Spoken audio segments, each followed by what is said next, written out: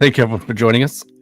Tonight, we are joined by Jack Fox, a renowned statement analyst and founder of Never a Truer Word, and the mind behind the CAPS framework for detecting deception. Jack helps professionals from attorneys to investigators uncover hidden truths. Jack Fox, welcome to Locating the Lost. Hey, Travis, thank you very much for having me.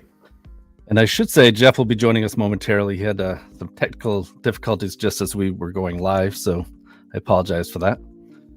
So, Jack, if you don't mind, kind of tell us what it is that you do. I look at people's words, what they say, what they write, and try to understand what they mean by that. No word choice is accidental. Every word we use for a reason. Now, you might call me a pedantic person, but what I do is I look down into every single word, accept that they're used for a reason, and then try and work out whether that person is saying the truth, whether they are lying, but also the motivations behind what they are saying also comes through in the words that they use. So I look at someone's words and go, are they telling the truth? Are they lying? What are they all about? And what got you into this, Jack? How did you follow this path? I could tell this lovely story, but the reality is, from a young kid, I was the annoying, pesky, really pedantic person. My mom would be telling me off, and I would be going like, where's the loophole in what she said that lets me get around her words so that I can do what I want to do? So that's my personality. But then I became, as an adult, I became really interested in the words that we could use to influence someone. So I worked in media, I worked in sales, I worked in marketing. So I learned about how we could use language to influence people and to get a message across and communicate clearly sometimes. Now, hopefully I wasn't too manipulative with it because I was trying to do things for good, to sell products or to make people listen to my radio show or whatever. But I became just very interested in the psychology of language. But I was listening to a true crime podcast about 5-6 years ago, and they were playing a 911 call.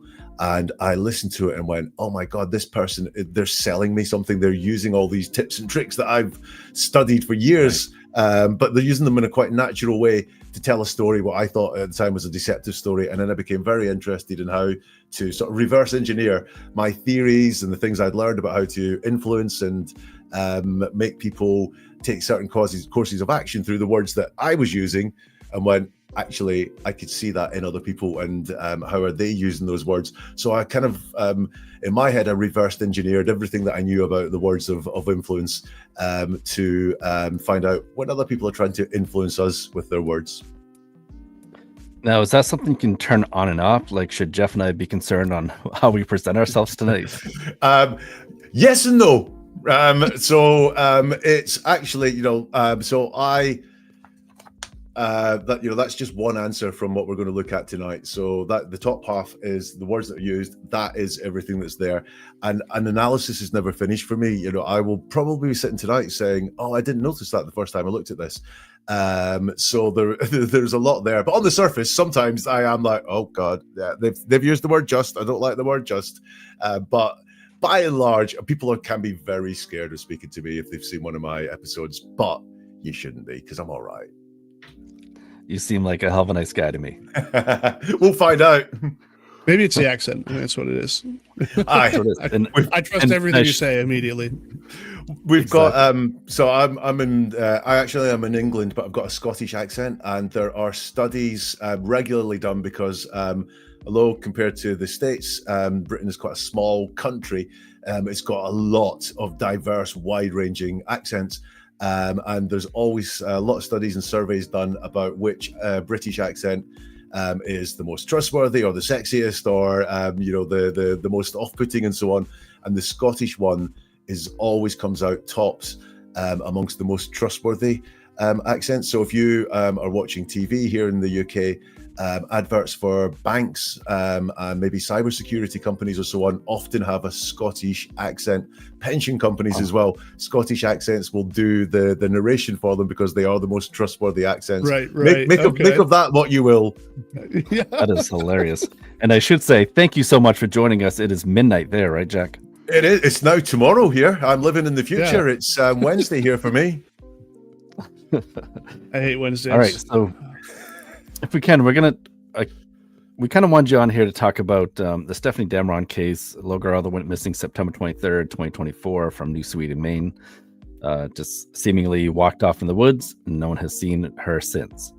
And we had interviewed her father back in March, and I kind of sent you some transcripts from that conversation. So if you're ready, are you ready to start doing that and go through those transcripts I sent you? Yeah, all good. So what I'm going to do is play the snippet here so that the viewers can hear what he says, and then I'm going to have you do your part and break it down. Cool. Tell us about Stefanie. What kind of child is she? She was our handful, always into things, always into mischief, always, she was always doing her own thing. Not really per se a loner, but when she had enough of being around people, she would find her own thing and do her own thing. She always dealt with herself, but all our kids were raised independent. They were all raised free spirits, but she was a happy kid, always happy. We raised our kids to be themselves, plain and simple. We tried to do the public schools. Public schools was never happy for them, so we brought them home out of public school. But I don't really want to know. I don't know what you really want to know about her as a younger child, because all our kids were happy. So what do you make of that statement, Jack? Right. The first thing I'm going to say, overarching, is he's deceiving us, because he makes the point that she was happy. She was always happy. All our kids were happy. And then talks about public school was not happy, right? So the two things cannot be true. So this suggests to me that he's deceiving us, and he's in a little bit of image management, because what was important for him to get across there is Stefanie was happy. All our kids were happy. But right in the middle of that, he actually leaks that public schools were never happy for them. And never, it's not a word I like, but it suggests something that's a little bit wide ranging there. It's not like they went to public school for a day and were unhappy for a day. It suggests there was an unhappy period in their life. So this guy is starting to deceive us right from the off. The other thing was, he didn't say anything positive about Stefanie at all. That's what I picked up. Yeah. At best, it was neutral. But, what was the very first thing? She was our handful. Okay, that's negative. That was always the first thing that caught me too. Like when that statement really sat uncomfortably with me just the first time hearing it. Yeah. You'll also note that statement is in the past tense. She was our handful, into things, always into mischief. She was always doing her own thing. So that is all past tense, which is what we use for people who are dead. Now, that's not necessarily me saying he knows she's dead. It's that he is talking about her in the past tense as if psychologically for him, she's gone in some way. Already come to terms with it, or yeah, exactly that. Yeah, you will find that if you listen to someone talk who does has passed away in their life, they will talk about them as a present tense, because that's how they've psychologically lived with that person for a long time. I love him is something that they might say about someone who has just died.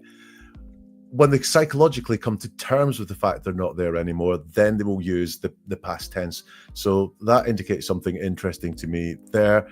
I also thought that he was projecting a lot of himself onto Stefanie, because he describes her as being a loner. Again, it's not a great term. We don't use loner for people we admire, do we? We use loner as a bit of a judgmental term for someone that is maybe a little bit antisocial, has trouble getting on with people and so on. We will call them a loner. Someone who very much enjoys their own company and is very sure of themselves, we may talk about them as being a strong person or very self-assured, or really know what they want. Loner is slightly more judgmental, so we've got another judgmental term in there. But I think he's projecting himself a lot there. Non-mainstream, independent, free spirit. They want to be themselves. They don't do public school. I think he's talking very much about himself there. I also wanted to know, was Stefanie defiant as a child? Like actually kicking against some of the things that were going on in her life, because I just got the feeling from some of the words that she was, as lots of 14-year-olds do, rebelling against life that was going on around them, which would explain potentially some of the less than positive things that he has to say there. Was there a strained relationship going on there? Very at pains to say how happy she was, and the kids. And when someone, if you look at what someone repeats when they talk, and this is what I talk about when I say our words can reveal our motivations for talking. If you think of, and I was talking at the beginning about how words can be used to influence us, adverts will repeat certain phrases. You think of one of those adverts for something that's very cheap, they will repeat the price point over and over again with words like just and so on. So you come away watching that advert, spending a minute with that advert going, well, that's cheap, because they've told me over and over again that's cheap. That's the whole point of that advert. Well, happy is his version of cheat here. He talks about happiness there, and that she was a happy child. All our children were happy. He goes very quickly general, though. You'll notice he doesn't stick with Stefanie long. So the question was, describe Stefanie. She was our handful, always into mischief. She wouldn't say she was a loner, but when she had enough of being around people, she would find her own thing to do. But all our kids were raised independent, and they were all raised free spirits. And he moves on to his wider family, rather than just answering the question about Stefanie, which suggests to me that he didn't, for some reason, want to spend too long dwelling on Stefanie as a person. This is why I think, again, was there a defiance in Stefanie? Was there a breakdown in the relationship there? Because he doesn't seem to want to talk about Stefanie as a person. He wants to make Stefanie part of this family, which she seems to find easier to describe. She was a happy kid, but we raised our kids to be themselves, plain and simple. So again, this is going on to his wider family. So he doesn't seem to want to really dwell on Stefanie too much. And then at the very end, he says to you, I don't really want to know. I don't know what you really want to know about her as a younger child, because all our kids were happy. Now, you didn't ask about her as a younger child at all. You asked what Stefanie like as a person. So this suggests to me, again, that as Stefanie changed from being, and I'll use words that might be in his mindset, from a nice, compliant child into something that is a bit more of a rebel. Is there a younger? Fine. Older? No, we had some problems going on there, which is why he's focused on her as a younger child.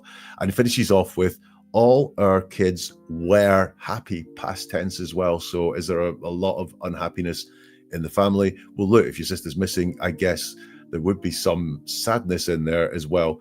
But it seems to be, again, with this talking about the past tense, about this younger child, all our kids were happy, says to me that there's been some lumps and bumps in this family history, at the very least. So I should say, we don't even know how you're perceiving these comments, because we didn't discuss it beforehand. I kind of wanted to be surprised, come on here, so that Jeff and I are learning the same thing the people watching are. So this is really neat to watch you do this. Yeah, and this is very interesting. To my knowledge, you don't have a lot of background on this case, right? You didn't look at the case, or no, I didn't. I know this happened a year ago, because the date is at the very top of the transcript, and obviously I know from number one, I know there's a lost person here, because you're dealing with this on your channel, and from the words that are used there. But you can see here that this is a non-mainstream type situation, because he is talking about taking kids out of public school, teaching kids to be free spirits, and to sort of stand on their own 2 feet is the vibe that I'm getting from him there. All right. So are you ready to move on to the next comment here? All right.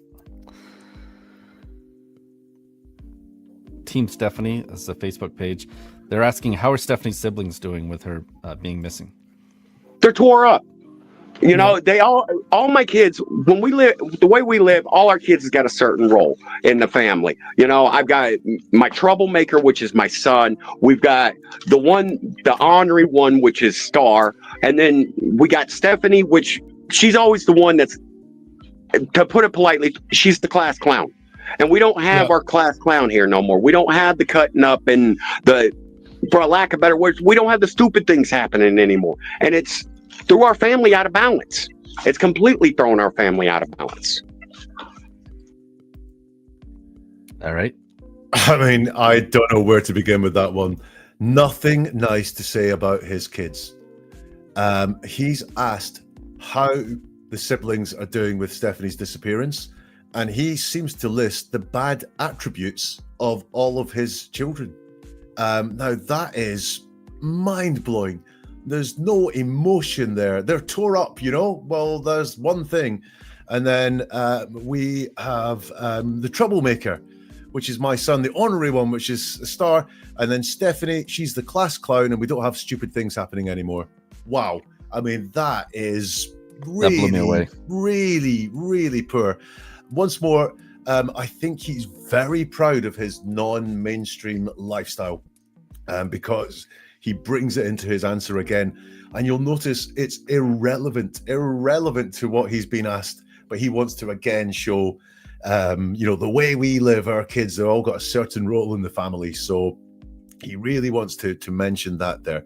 Nothing nice to say about the kids, though. The troublemaker, Stefanie was mischief earlier. We've got the honorary one, the class clown is, oh God, no. I really, again, just it shows to me some issues there in that family. Also, we've got the idea of I don't get the idea that kids were allowed to be kids in this family, because all our kids have a certain role in the family. It's as if he's trying to cast thing, like a film director. These are the roles that people are going to sit in. Right, they've all got to have that position. Yeah. Now, he says she's always the one that's, to put it politely, she's the class clown. He's telling us in his words, and I think believe what people say, he's telling us to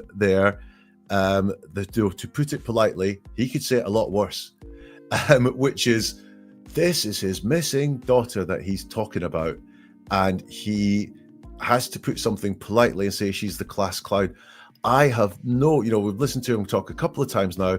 I have no idea about what Stefanie is like as a person, apart from her negative traits: loner, mischief, class clown, makes stupid things happen.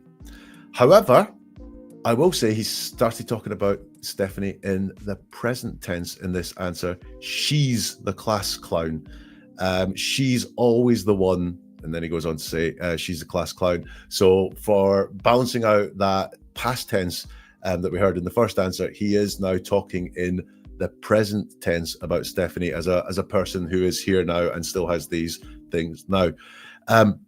Very worried, bearing in mind what we talked about we don't have the cutting up there, for lack of a better words. I don't know what that means, but it's cutting up can be almost a violent term. Cutting is an act of harm. Or an act of around violence. here, usually cutting up is like just making jokes, sort of. Like right. Cutting it up. Right. Great. Is that a good thing? Yeah, it's not a bad thing. Cool. But once more, it's the move. So he's avoided answering the question, which was how, and he's done this as the second question. It's the second time he's moved from what the question was about to what he wants to talk about, whether that is that he wants to move to a place of safety. So if he gave you an honest answer about how the siblings are dealing with the disappearance, it would not be pretty, or whether it is he doesn't want to talk about it because there's a lot more going on that he just doesn't want to deal with, and he's got some other things that he wants to say, but he's avoiding the question that's asked because asked how her siblings are dealing with the disappearance, they're tore up, and then he goes on to give us this almost character assassination of the children, and Stefanie's disappearance has thrown our family out of balance, completely thrown our family out of balance, which is, it's not quite victim blaming, but it's kind of saying Stefanie's disappearance has disrupted our family. Well, yeah, of course it has, and again, so that's almost a neutral term. It's thrown our family out of balance rather than we're devastated. we're not the same Right. anymore, or it's made us closer because we're all all we could be concerned about is finding Stefanie. Those are not the things he said. It's thrown our family out of balance, but not devastated. I do have a question here. So Denise says, I do not personally know the family, but I feel like the negative comments are not necessarily coming from a bad place. The way the parents were raised and treated could have a lot to do with these words. If they grew up and were never praised, I don't know how they were brought up. So that's an interesting point, right? That's correct, right? And I do see that perspective as well, right? Maybe not understanding how to, and not to be, maybe not knowing how to properly like treat a child or raise a child, or maybe even treat another person. Again, not trying to bash them, but it's just a fact. If Yeah, I've got some real worries about what goes on inside this family, because and I think the person that made that point has got a good point, which is I'm trying to think of a nice way of saying it here, but you often find, and I'm not saying this guy is an abuser, but abusive people were abused themselves. That there is a cycle Right. of abuse, which is not very often broken. And so it could be that, this guy grew up with parents that were harsh and hard and cold, and has had no great example in his life of how to be a great parent. He doesn't have a lot to work with there, and that could be where again this language is coming from, and where this is happening. I will say though, we are 2 answers in, and he hasn't said anything nice about his children at all, whether it's his existing children, his children that are still around, or whether it's the missing Stefanie. And someone had asked earlier how many children they have. I think there's 6 total. I believe there's 5 still living there, well, minus Stefanie, and then an older one, but I could be wrong. It might be more. I'm going to start the next one if you're ready. Yep. Jared informed me that I should have called instantly, and I didn't know. Okay, that's on me. I made that mistake. I own that. But the rest of this, I did not make no mistakes. The harsh reality of it is, I don't think she's anywhere in New Sweden. I believe she walked out to the end of the driveway, and exactly like you guys said, had somebody on there that she found a number, and they swapped numbers back and forth, and she met him up at the top of the road. And what do you glean from that? So I don't know the exact question, but you've put here, asked about the night she went missing. And the first thing he talks about is a mistake he made, and owning that mistake. He doesn't talk about any actions, and then says, I did not make no mistakes. I'm always drawn when people tell us what didn't happen or what they haven't done, because you often find the reverse is true. Do you know the time you've had that heated conversation with someone and said, stop shouting at me, and they go, I'm not shouting? Mm-hmm. Yeah. Yes, you are.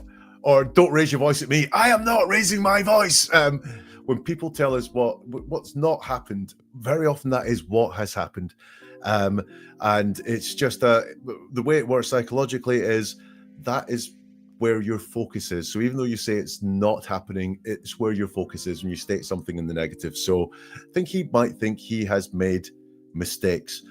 There's no insight or no judgment there into what those other mistakes might be, but I think it does say, I did not make no mistakes. I think shows he has a focus on mistakes that he may have made, but we don't know what those mistakes are made. So don't think I'm saying from that, oh, he did it. He's very guilty. I'm not saying that there. But then once more, he moves the subject. So the night she was missing, and it's tell us about the night she was missing. He goes on to his theory of what might have happened rather than what actually happened. Don't think she's anywhere in New Sweden. I believe she walked out to the end of the driveway, and exactly like you guys said, someone on there, she'd found the number, they'd swapped numbers back and forth. She met him up at the top of the road.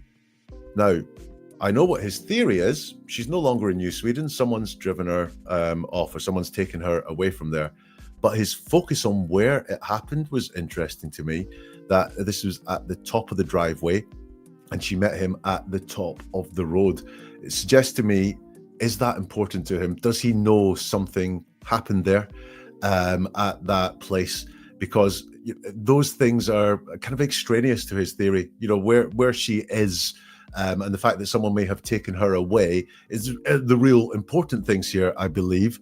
So for him to mention what should be incidental detail, like the top of the driveway, the end of the driveway, the top of the road, suggests to me that he might have either a very strong theory or knowledge that something happened at that place.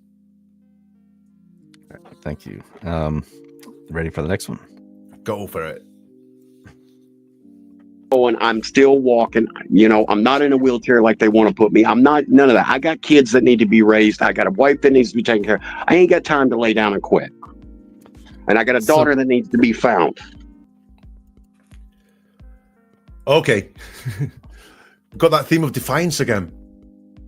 I'm not going to go in a wheelchair like they want. You know, we've got someone who is very, very defiant and very keen on doing their own thing and not listening to advice and not, doing almost like what the sensible thing is there. So this is coming through for him there. But the other things I pointed out there are the amount of time he uses the word need. I've got kids that need to be raised. I've got a wife that needs to be taken care of. Need is a very controlling word and suggests to me that there is a lot of controlling going on there. You need to be taken care of. You need to be raised. It's very controlling language. But then the order. When we list things, we tend to say the thing that's most important to us first, the thing that's second most important to us second, and so on. And look at the order he lists the things in here. I got children that need to be raised. I got a wife that needs to be taken care of. I ain't got time to lay down and quit. And I got a daughter that needs to be found. It's third on his priority list there. And once more, when we went back to the first one, where I was saying psychologically, is Stefanie gone for him? And not necessarily he knows she's dead or anything like that, just psychologically, is Stefanie gone? It's like the priority for him is carrying on with life. I got kids that needs to be raised. I've got a wife that needs to be taken care of. Oh, and I've got a daughter that needs to be found. It's the third thing on his list there. From that, does he think Stefanie is never coming back, or does he know Stefanie is never coming back, or does he think it's low odds? But for me, his priority is carrying on with life, business as usual. Again, that could be psychologically driven, controlling the things you can control, putting your efforts into, rather than sitting, fretting and worrying, putting your efforts into what you can do in the here and now. Yeah, and that's something I picked up. That's why I wanted to send to you. I felt the same way. It's weird that he put her at the very end of that sentence. Mm-hmm. All right.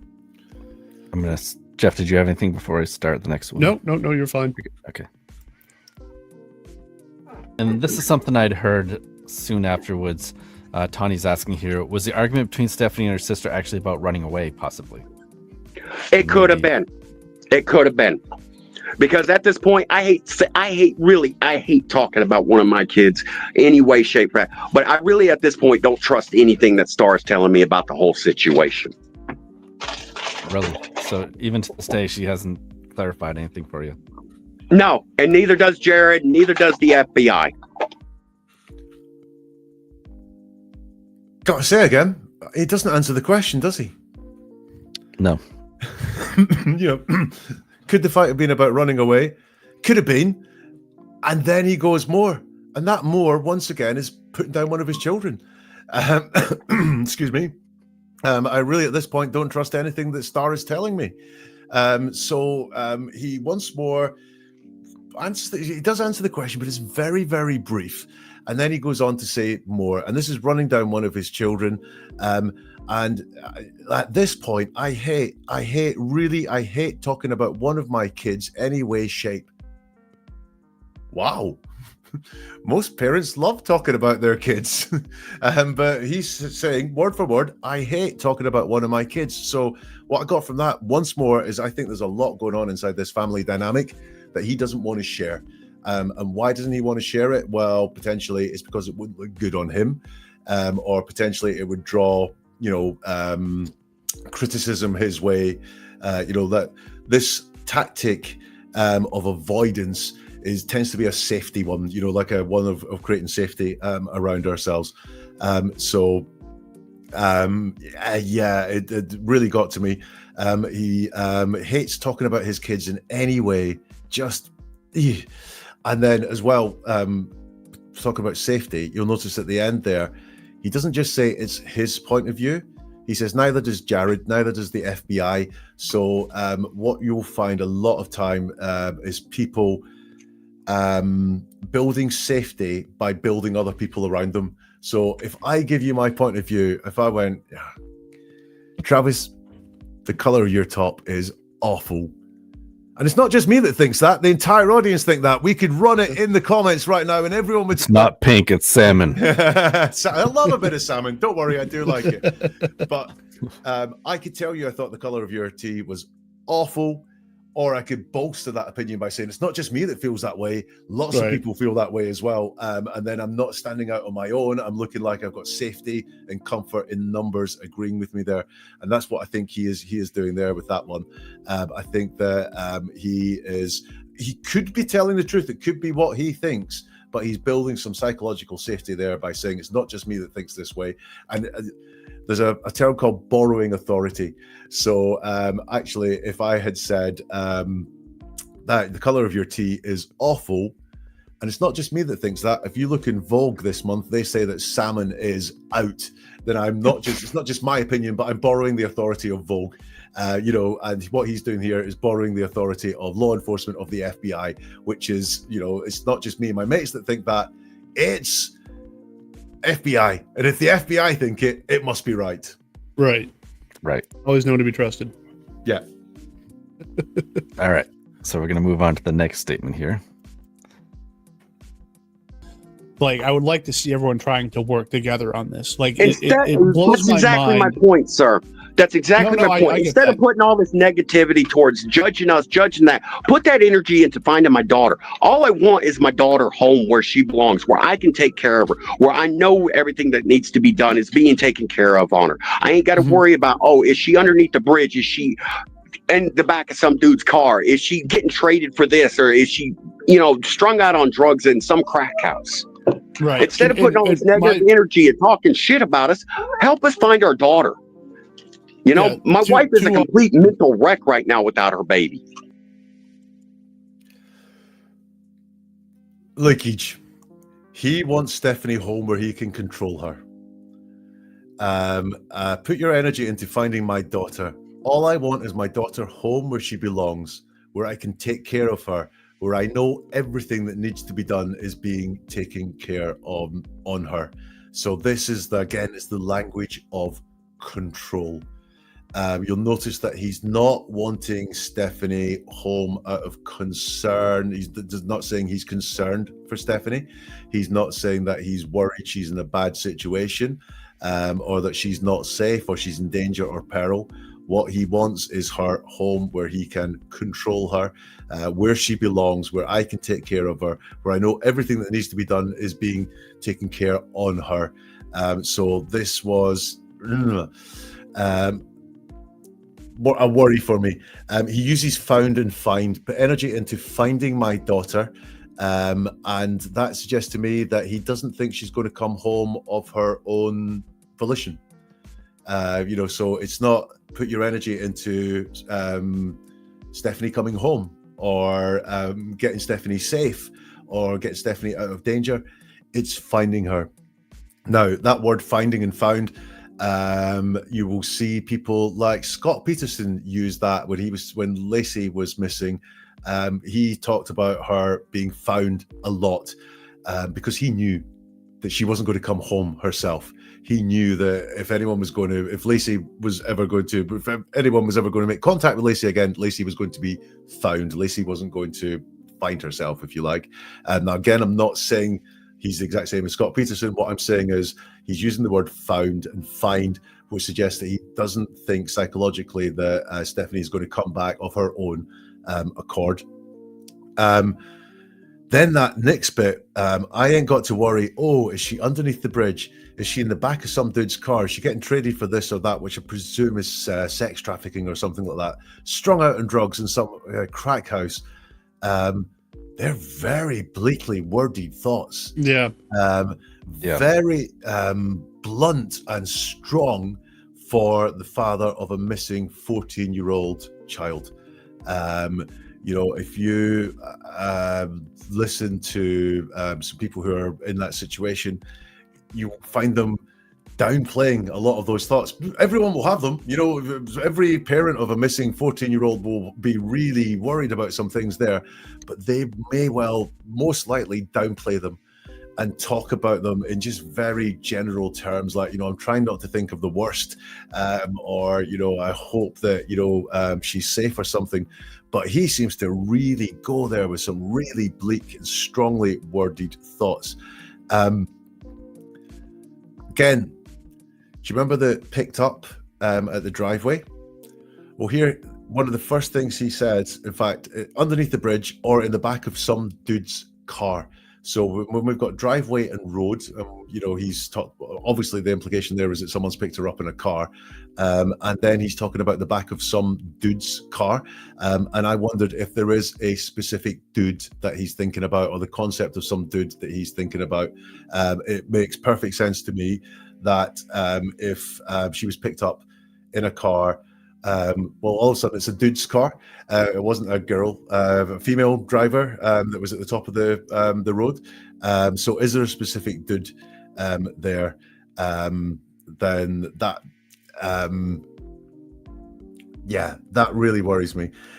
The person he seems to be most concerned about here is, I don't know, himself, his wife. I don't really feel that there's I ain't got to worry, oh, is she underneath the bridge? That doesn't say he is worrying about it. He's not saying, I'm strung out with worry about, could she be living underneath the bridge? Is she in the back of some dude's car? He says, I ain't got to worry about that. And my wife is a complete mental wreck right now without her baby. He doesn't talk about, again, the effect on him. He's talking about the effect on someone else. Strong concern for himself over anything else. And the big thing for me there was, back of some dude's car, does he have a dude in mind? I also noticed he doesn't say her name often either when he talks about her. Yes, correct. And the other thing, I've got some notes at the very end of this, but I'll share them. I'll share one of them right now. I don't know his wife's name. I do not know his wife's name. That was something. He was very, and for whatever reason, right? But he didn't talk about his wife much during this. It was kind of only when sort of asked, I think, that he'd mentioned anything about her. He did say that she was a wreck about it. Yeah, her name is Lisa, if that matters. It probably does to Lisa. To be fair, he's certainly not giving. He's not creating any persona of his wife at all. So I know him obviously because he's talking. I know the persona of Stefanie through the words he's used, and some things I've divined from the words he's used. So I think she was potentially rebellious, but he's used mischief and troublemaker. We know Star. He doesn't trust Star at all. The son is the troublesome one that he talks about there. I have no persona for his wife at all, apart from she needs taken care of. My wife needs taken care of, whatever that means. Well, and it's interesting you talk about control, because there's a section of that interview where he's talking about his son. His son's 21 years old. He can't have a phone until he can buy it himself, and he can't have a girlfriend until he can afford a girlfriend, basically says. So he says she's 21 years old and he still doesn't have a girlfriend. He's not allowed to have one. I mean, good luck with that. Does he know what teenage boys do? Right. All right. So I'm going to start the next clip here. I think this might be the last one. I honestly think that she got picked up by somebody. She thought she was going to come home that night, and they didn't bring her home. Nope. That's not the last one. That's not the last one. The only thing, I mean, look, we have these recurring themes again of picked up by somebody she thought was going to come home that night. So we've got this sense of a car again involved in things. And we've got that word honestly there. I honestly think she got picked up by somebody that night. Now, we use honestly in the strangest of ways. Why did he add honestly there? Why didn't he just say, I think she got picked up by somebody? Why does he feel the need to tell us he is being honest at that particular time? A couple of reasons for that. Number one is he's been lying all the rest of the time. So actually this time he's telling us I'm being honest. Or the other thing is he's trying to persuade us this is what he honestly thinks. He doesn't think this, but he wants us to be persuaded of that by saying, I honestly think that. So it's got more seriousness, more gravitas. The only time that rule falls apart a little bit is if your honesty is being questioned. I always use the example if I said that I saw Madonna at my local gas station and someone said to me, no, you didn't. I'd say, no, honestly, I did. When your honesty is being questioned, when your honesty is under attack, you may well then use things like honestly, or I swear to God, this happened. But if you offer it without any stress being put on you, it's always a red flag of, is this honest? Why are you telling me right now that you're being honest? My theory on that would be he's got some other knowledge or some other thoughts there, but he just wants to boil it down to somebody picking her up.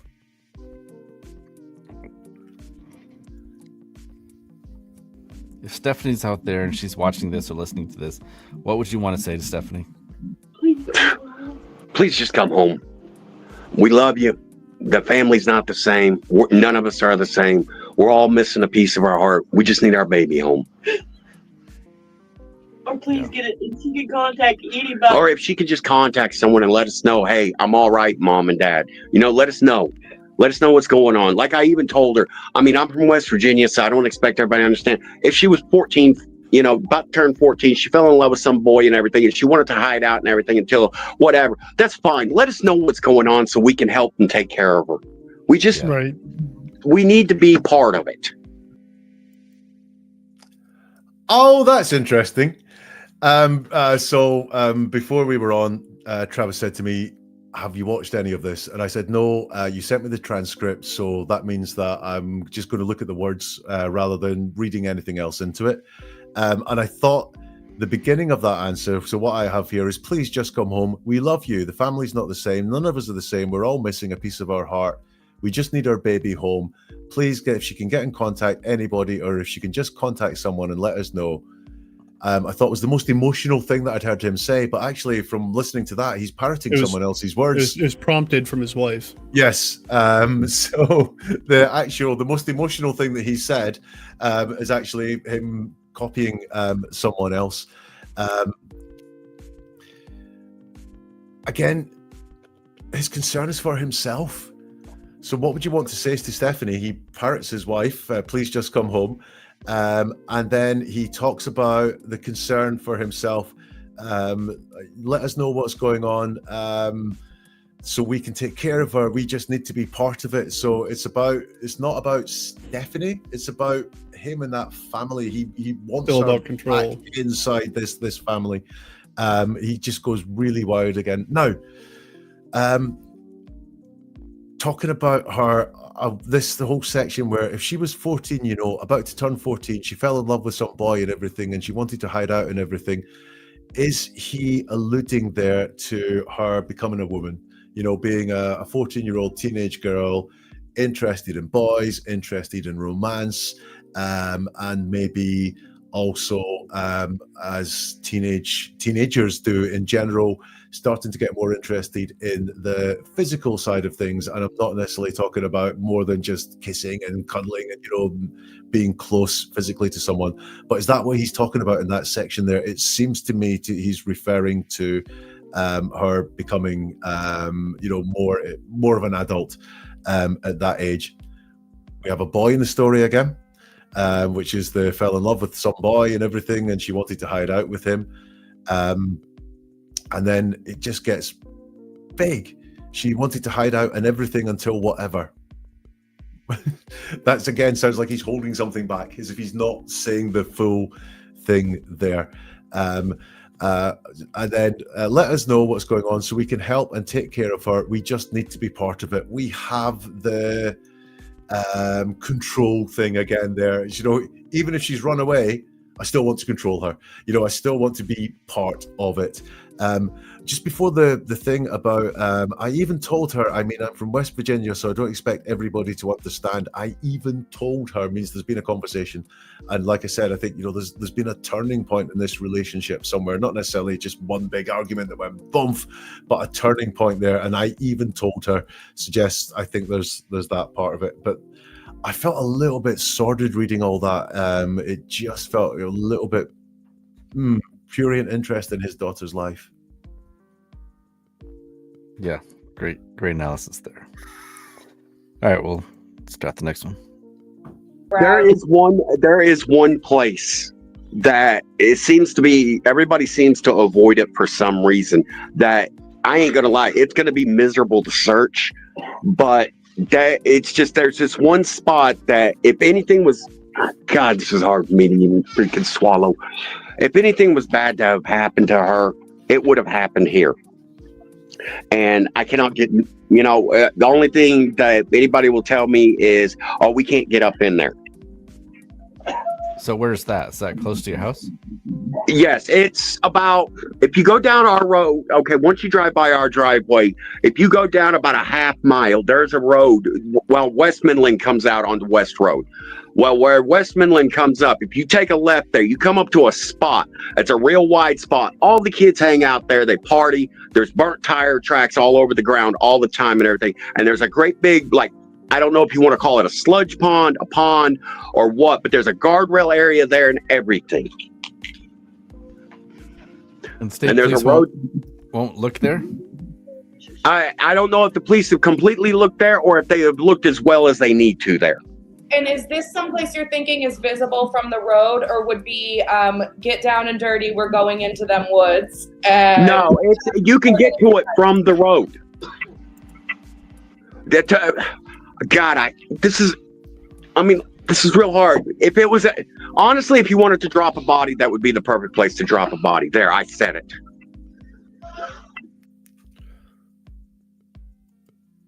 Wow. Don't know if you can see my notes. So that's one of his typical answers. Mm-hmm. And that's that one. It's a lot longer. Good. It's a lot more dense. I don't think he believes a word of that. I think that is something that he feels really comfortable talking about because the detail in there far exceeds the detail of anything else. These questions where I've said he's nervous and he's avoiding that and he's moving somewhere else. But with this, you know, he goes into, frankly, mind-numbing minutiae about where this place is. I think he feels very safe talking about this. I think he feels the stress is not there. Is very comfortable talking about this place. But we do have the themes, many of his familiar themes coming through. We've got the theme of children becoming adults. That's where kids go to party and hang out together without adult supervision. Being close to the house again is another theme. We've got the driveway mentioned again. But then he says, I ain't going to lie. He uses honestly again. So we've got these. I don't think he believes this at all. I don't think he thinks this is any sort of possibility. I think it's just something that's very close, something very easy for him to talk about in great detail compared to the vagueness that we've seen elsewhere. But then, I think this is a reassuring factor about him talking about dropping a body. That would be a perfect place to drop a body. It seems brutal. It seems blunt. But people who have done hideous things tend not to talk about the hideous things in such brutal and blunt terms as he uses there. So, for example, a murderer might be denying it and say, I didn't attack anyone rather than I didn't kill anyone or I didn't murder anyone. A thief, if they're accused of stealing something, rather than saying, I didn't steal that, they will say, I didn't take that. Guilty people tend to downplay the language. And he doesn't there. Drop a body. There's a good place to drop a body there. I said it. Is not something that he's done. He's gone there for, the big dark thoughts and hasn't tried to downplay it too much. But I don't really think he believes that there's anything there. I think that's just something that he's quite keen to talk about. That's interesting because I had the exact opposite thought. I thought, wow, he's telling us where she might be. So, No, it's when he's look at his patterns are just about every question you've asked him causes him stress, and he moves to a place of safety with them. On this one, he doesn't. He already felt safe. Like that's just something. Yeah, there wasn't stress. Yeah. That's interesting. So yeah, I don't. That makes sense, though. Yeah, I don't think. I've been wrong before, but I think with this one, I think it was just something that compared to everything else, he felt really easy talking about. He might even think that it is worth looking there, but that's not to say I don't think from his words that he's got knowledge that they will find something there. And let's be honest, if they did, he'd be in a lot of trouble from saying that. right. And then I don't know. Do you want to? You said you had some like final thoughts on some things, or do you want to talk about what I had showed you earlier? His initial comment he had posted about 6 weeks after she disappeared. Yeah. You want to look at that? Yeah. Let me pull that up. I'll have to peer in closer to the screen. Excuse my eyesight and vanity that I won't wear glasses. All right, where is that?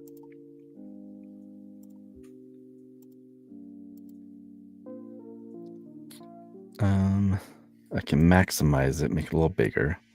Can you see that now? Yeah, and I can maximize my screen as well.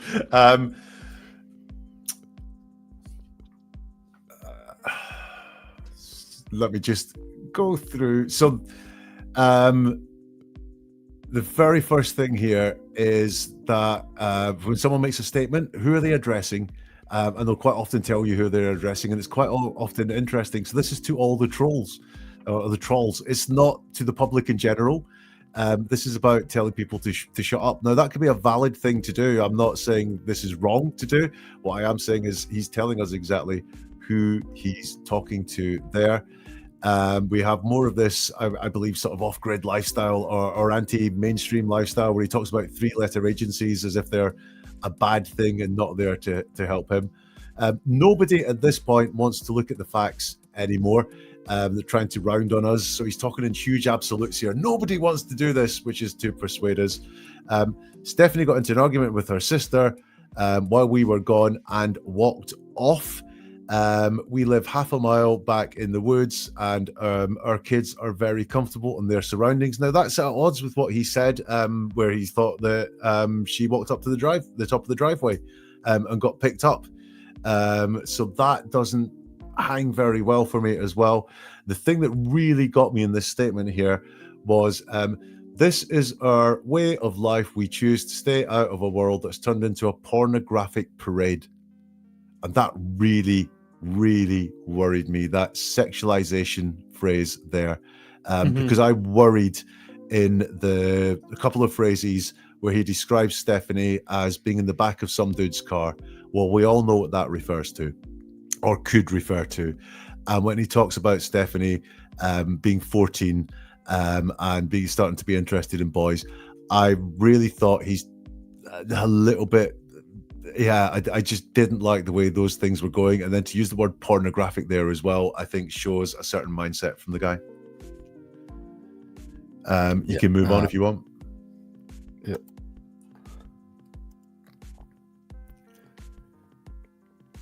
And the rest of it is really just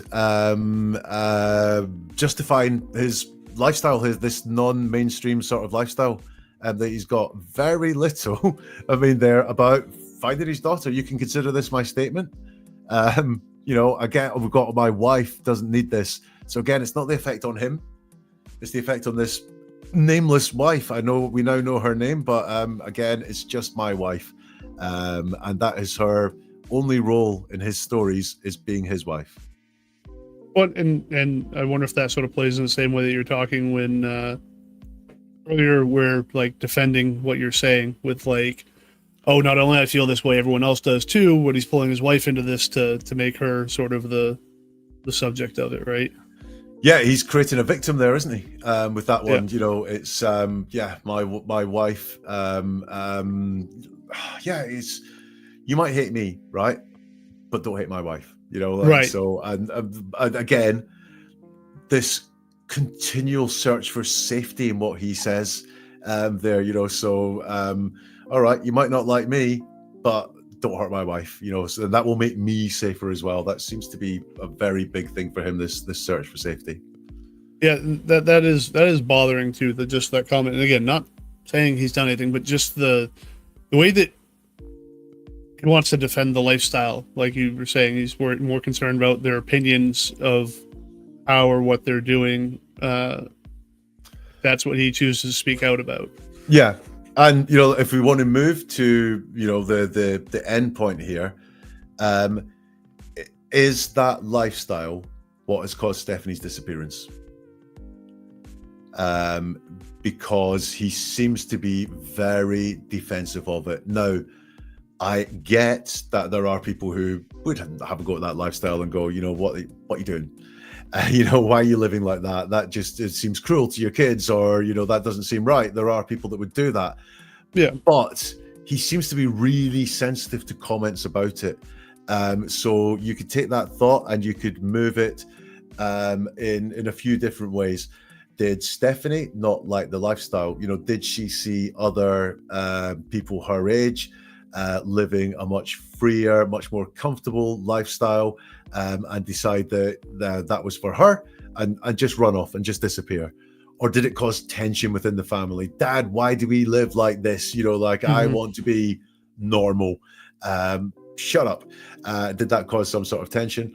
Or are there other non-mainstream things happening within that family? Is that why they are off grid?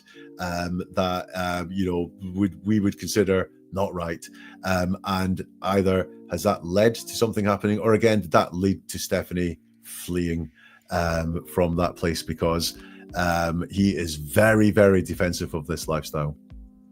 Yeah, and I would say without a doubt, anyone growing up in something like that, especially if they see the world around them, are going to have at least that second option you're saying about where they're going to argue about it, like, why are we doing this? Like, this isn't fair. And at least the thought has most definitely been entertained by probably all of the children about potentially getting up out of there, right? Yeah. So. I was speaking to my mom about something last week, and she used some line about 14-year-old boys very rarely care about their parents or something like that. And I was like, oh my God, I was my mom's 14-year-old boy at some point. Did I do that to her? What have I done? What have I done? In fact, I'm spending some time with her this weekend. I must have a conversation about that and apologize. But you know, kids that age rebel, you know, no matter what situation they are in. You know, like you would have someone who's 14 and living in a manor, and you know, living a life of luxury. Well, they are going to be drawn towards going to spend some time with people that live in poverty and are doing drugs in crack houses or something like that. Yeah, you know, that is a rebellious age, and this guy is all about control. His words are controlling. He has little roles for everyone in the family. You know, he wants all this control over stuff. Really interesting, considering he doesn't want to have anyone to have control over him, which is why he lives the way he lives, and you know, can't fit into a public school system or anything like that. But this guy is all about control, and if she was rebellious, then especially around the lifestyle, that's going to have caused problems, and that's going to have caused issues.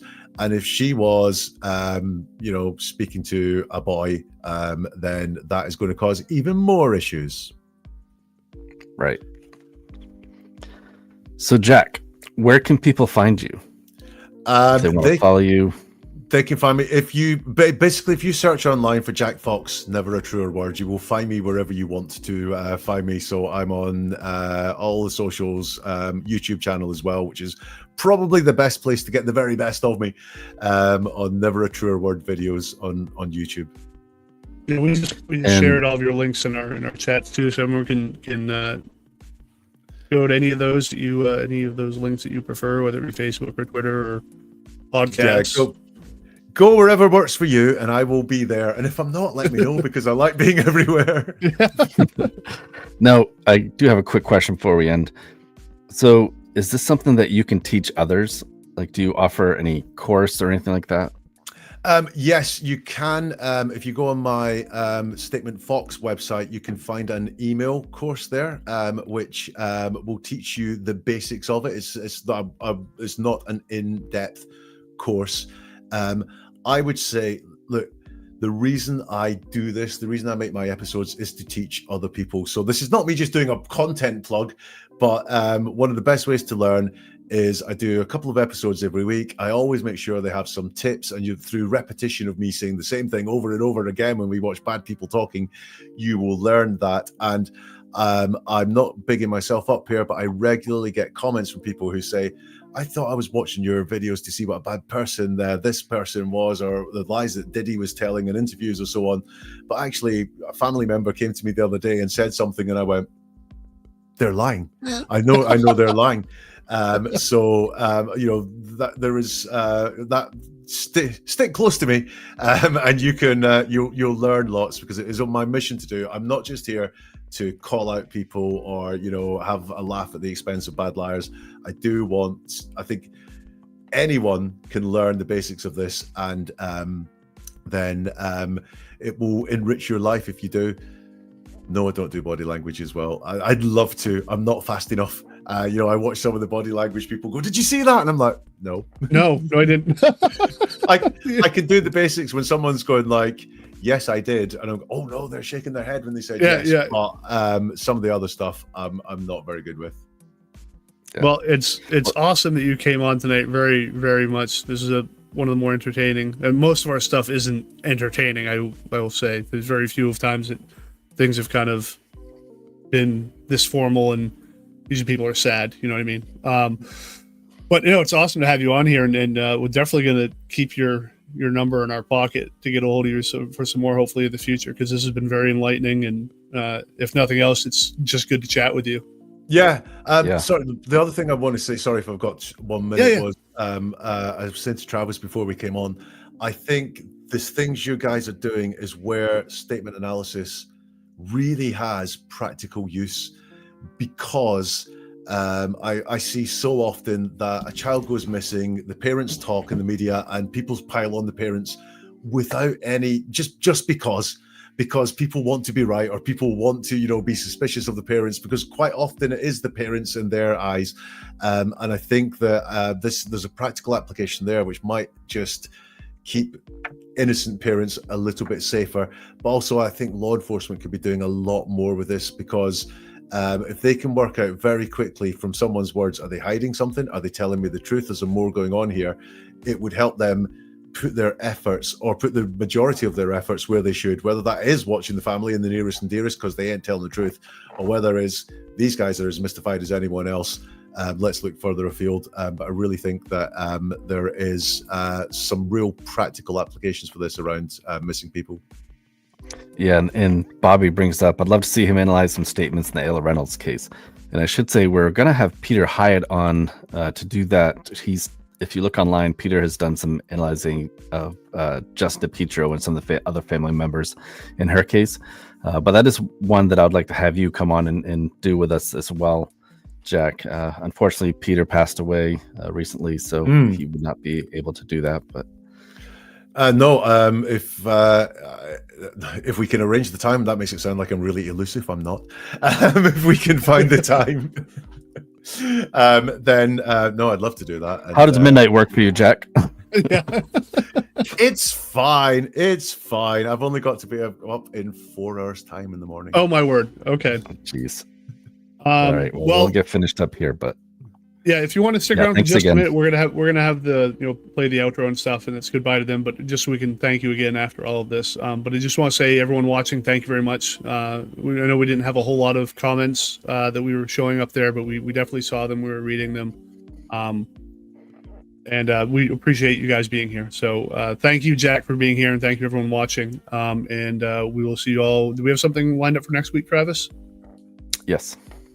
Okay, fantastic. Well, okay, we will see you all next week, probably about the same time. Thank you all, and stick around, Jack, if you have the time. Yeah. All right, bye, everyone. Search for 5-year-old Taylor Williams led investigators to Alabama this week. So we have some breaking news from Florida. An arrest has been made in Tonight, connection. after years of agony, a glimmer of hope for the family. Investigators spent hours searching through this house off Pennsylvania Avenue. What could be a major development in the search for missing Alabama teenager. Tonight, a stunning twist in the search for Taylor. Somebody out there knows something. They want to lay him to rest their way, not by somebody else's way.